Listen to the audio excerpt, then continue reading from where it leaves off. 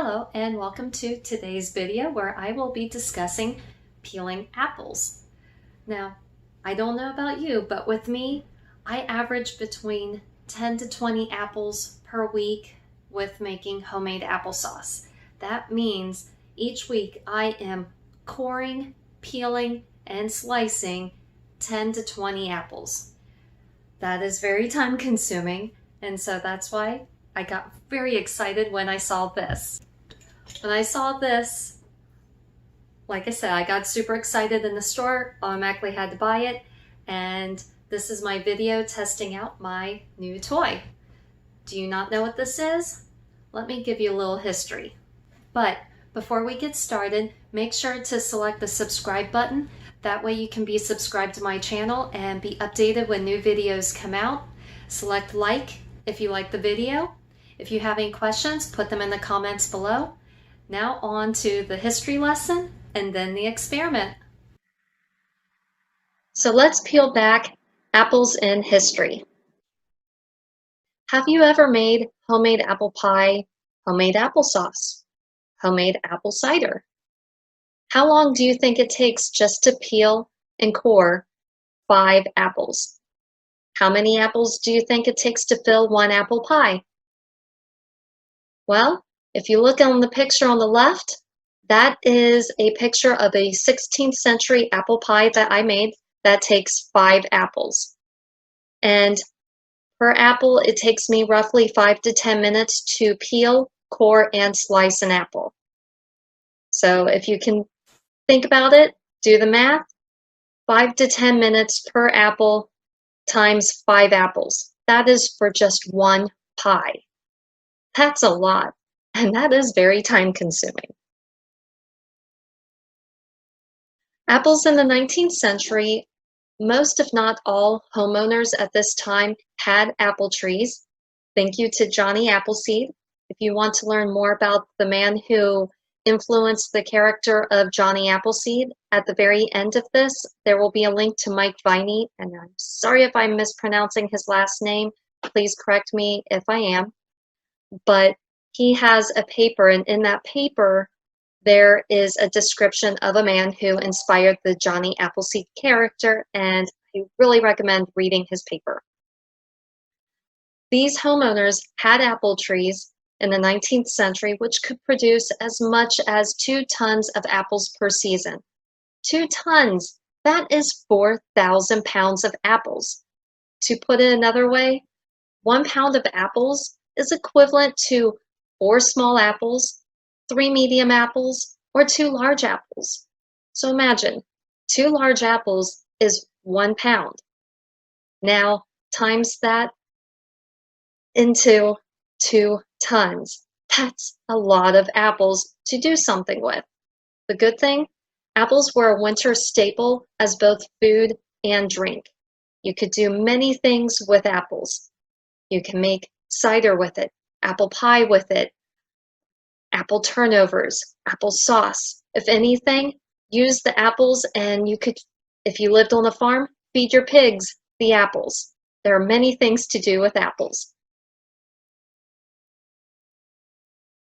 The earliest apple parer machines date to the late 18th century. Before that, everything was done by hand. But as American colonists began to plant apple trees and create orchards, well, they had all of these apples. Remember those 4,000 pounds worth of apples? That's a lot to do by hand. And that's where the apple parer machines first came into existence. According to legend, Eli Whitney, who was the inventor of the cotton gin in 1794, he designed a mechanical apple parer machine in 1778. He was only 13 at the time. The first machines involved more wood and leather straps. The later machines involved more metal gears. Moses Coates was granted the first patent for an apple parer in 1803. Over 100 parer patents had been granted between 1850 and 1890. Just wrap your head around that for a moment. in 40 years, over 100 different patents were made for a simple parer machine. That tells you how many different varieties of machines there were. Some had spinning discs, others did not. Some were tall, some were wide. But this graph on the right-hand side shows you how many parer patents were granted in what years. And here are some examples of different parer machines that we find in the 19th century. On the left-hand side is the first turntable parer, which was patented by Horatio Keyes in 1856. On the right-hand side is a parer machine that was nicknamed the Union, and it was patented by the Whitmore brothers in 1865. It was also advertised in the American Agriculturist in the August 1865 issue. And here are a few more examples of the different varieties that you could find in the 19th century. The Harpster 68 was made in 1872 by the Harpster Brothers and Company. And on the right-hand side is the Lightning Apple Parer, which was patented on October 6, 1863. So as you can see, these machines, if I'll go back, they each have a little bit of a difference to them, but they're also similar. They have a handle that spins. You can see the little prongs that the apple goes on. You can see the little metal, I don't know what you want to call it, tooth that will help skin the apple. Here you can see, like on the picture on the right, you can see the prongs, you can see the handle, and just different ways of attaching an apple to the prongs, feeding the apple through the machine, and we'll get more into that in a minute to show you how this works. If you want more information, here are some websites to look at. The paper that I referenced earlier is the last link, and that is to his paper on the appeal to American apple parers.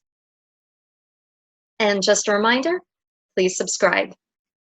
First, you want to put your machine down, make sure it's on a flat surface, and then do you see this lever right here?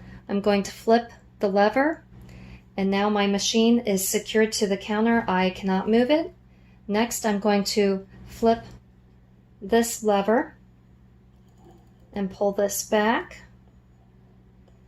Next, I'm going to take my apple. You want to use the top part of the apple, and I'm going to stab it. And this right here, you want to go in between your 3 prongs.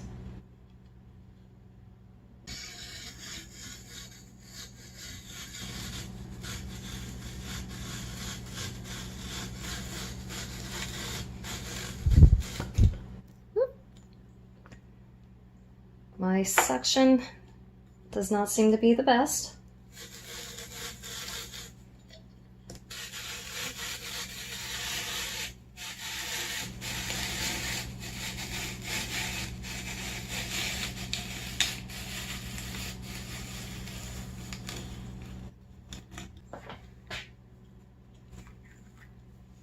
How cool is that?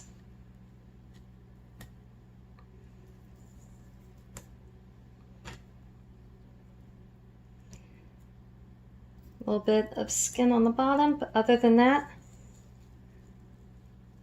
I now have a sliced apple. And as you saw, it took me only a few seconds to peel, core, and slice my apples.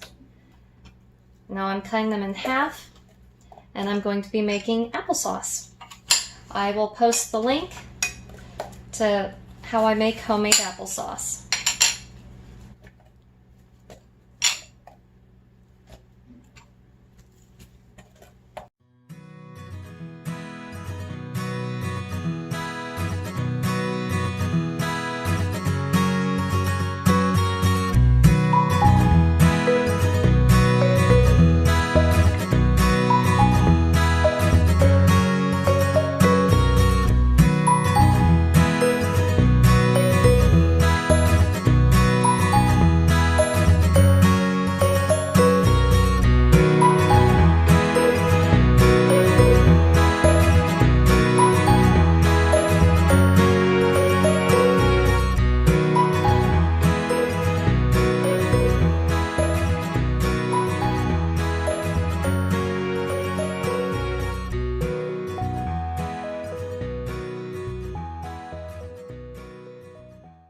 Thank you for watching. If you have any questions, please feel free to ask. Remember to select like if you like the video and click subscribe to be updated when new videos come out.